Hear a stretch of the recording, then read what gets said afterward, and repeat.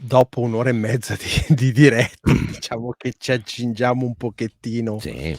alla chiosa, però c'è un elemento, vedi la campana diceva ha 300 anni, chissà chi ci ha mangiato dentro la sua esperienza di guarigione, ma esiste nella terra un qualcosa di vivente che è in grado di cantare, che può avere pochi anni, ma ne può avere anche centinaia.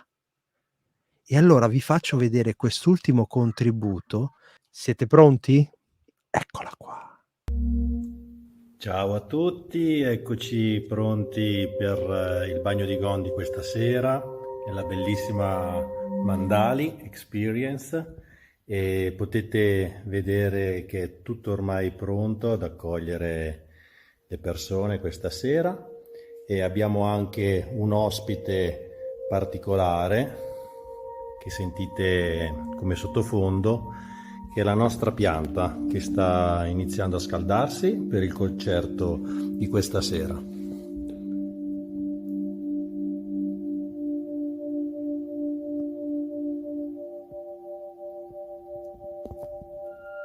È lei che sta suonando e poi ci sarò anch'io. Ciao a tutti dal bagno di gong e la musica delle piante.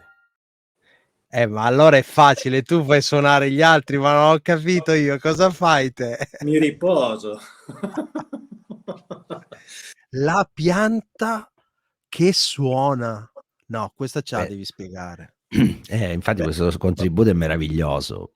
è sicuramente meraviglioso ed è dovuto, nel senso che per me era fondamentale mettere in una sessione di bagno di gong, dove cerchi la connessione con il tutto, dove cerchi una pace interiore, così una connessione proprio da sperimentare, perché io sono proprio per sperimentare le cose con la natura. E ho trovato questo apparecchio che trasforma gli impulsi elettrici della pianta in musica, e l'ho introdotto nei miei bagni di gong. Penso di essere stato il primo a farlo nei bagni di gong, e penso che sia magico, perché si crea personalmente comunque una collaborazione, una sinergia con la pianta, dove ci rispondiamo a vicenda, dove lei mi imita, dove io l'ascolto, dopo c'è un silenzio, una forma di rispetto, e quindi senti proprio come la natura è viva in quel momento, come puoi parlare un codice che è il codice della musica in questo caso, ma dove c'è proprio una comunicazione con la natura e ti senti parte del tutto. E poi è un regalo, secondo me, per chi riceve le mie sessioni di bagno di gong, portare la musica delle piante, perché porta consapevolezza e rispetto per la natura. E il messaggio che la natura, la pianta manda, quella pianta che abbiamo sentito era una lantana in particolare, una delle prime che ho iniziato a trainizzare nei miei bagni di gong. È un messaggio di fratellanza, è un messaggio di pace e di rispetto soprattutto. Il rispetto è la forma più alta di amore che ci sia. Chissà le Wow. piante quando ci guardano che cosa ci dicono, quante ce ne dicono, può anche essere quello, voglio dire. Beh, anche qua potremmo passare un'altra ora Ecco, solo a parlare di questo argomento che è m immenso, però ma loro tu che sentono. ecco, allora non l'ho detto io finalmente, l'ha detto anche lui, anzi l'ha detto lui, Sentono, sentono.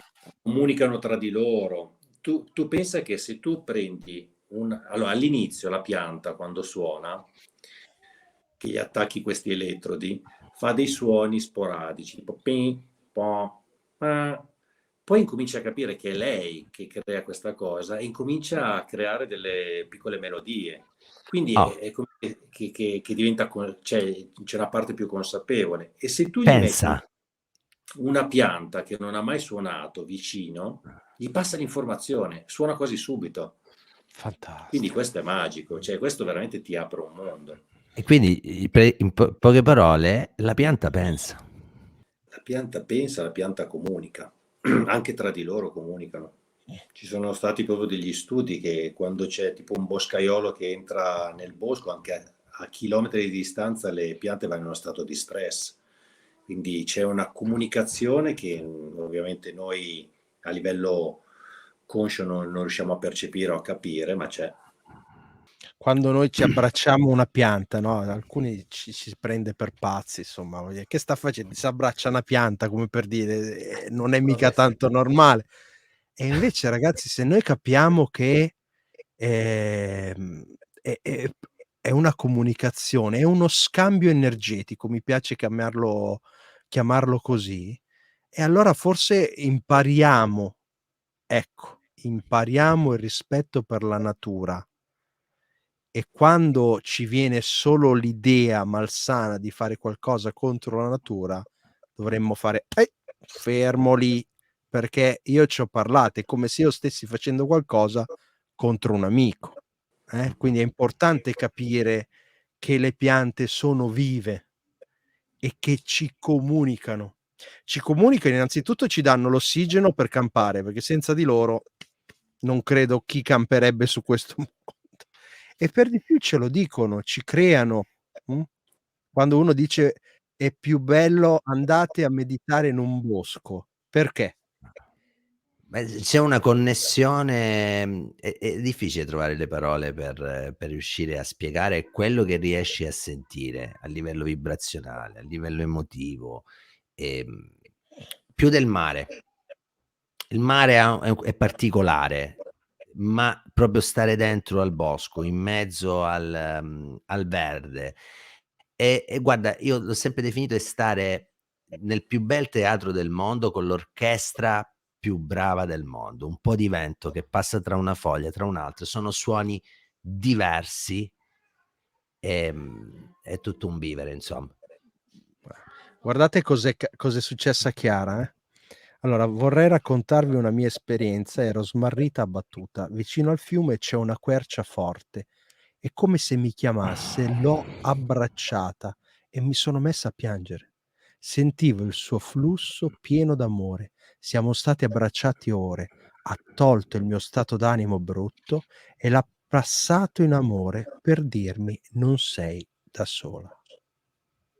Io mi sento di ringraziare per questa testimonianza, perché è bellissima e Assolutamente. anche coraggiosa, perché non è Sì. è facile raccontare questo. Io abbraccio un albero e ha trasformato la mia sofferenza in amore, mi ha aiutato. Un albero.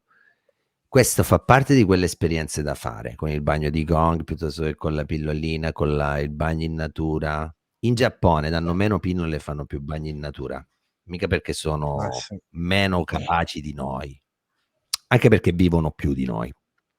Ecco, la cosa bella di Mahendra, è che lui mette insieme tutto, cioè non Tutto. è una cosa specifica. Sto lasciando i contatti apposta perché, andate ad assistere, anche solo per curiosità, perché, nei suoi bagni di gong non ci sono solo 6, 8 gong esagerati che solo loro basterebbero. Mi faceva specie la prima, uno dei primi che avevi preso era quello del sole, mi pare, se non erro. Sì. Ma ci sono anche, l'arpa in cristallo, la pianta che suona, gli altri strumenti che abbiamo visto prima, cioè c'è proprio un insieme di suoni dove uno non può scappare, cioè voglio dire lì è lì, e se non becchi uno becchi l'altro, se non è la campana di questo è la campana dell'altro.